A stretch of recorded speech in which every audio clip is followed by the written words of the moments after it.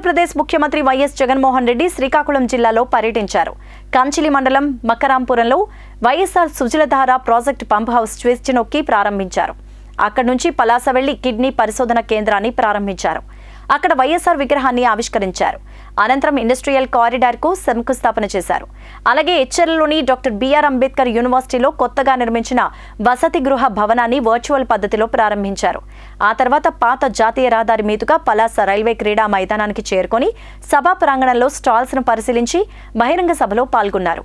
ఈ సందర్భంగా సీఎం జగన్ మాట్లాడుతూ ప్రతిపక్షంలో ఉన్నప్పుడు తాను ఉద్దానం ప్రజలకు మాటిచ్చానని, ఆ మాట ప్రకారం ఇప్పుడు కిడ్నీ బాధితుల కోసం సూపర్ స్పెషాలిటీ హాస్పిటల్ కట్టించానన్నారు. తన మాట నిలబెట్టుకున్నానని వివరించారు సీఎం జగన్. కిడ్నీ వ్యాధులకు శాశ్వత పరిష్కారం చూపించబోతున్నామని, 700 కోట్ల రూపాయల వ్యయంతో వైఎస్ఆర్ సుజలధార పథకాన్ని అమలు చేస్తున్నామన్నారు. వాటిని జిల్లా ప్రజలకు అంకితం చేస్తున్నట్లు ప్రకటించారు. రాబోయే రోజుల్లో కిడ్నీ ట్రాన్స్ప్లాంటేషన్ సౌకర్యం అందుబాటులోకి తీసుకొస్తామని హామీ ఇచ్చారు. మరిన్ని సరికొత్త అప్డేట్స్ కై మా క్లిక్ టీవీని లైక్ చేయండి, షేర్ చేయండి, కామెంట్ చేయండి మరియు సబ్స్క్రైబ్ చేయడం మర్చిపోకండి.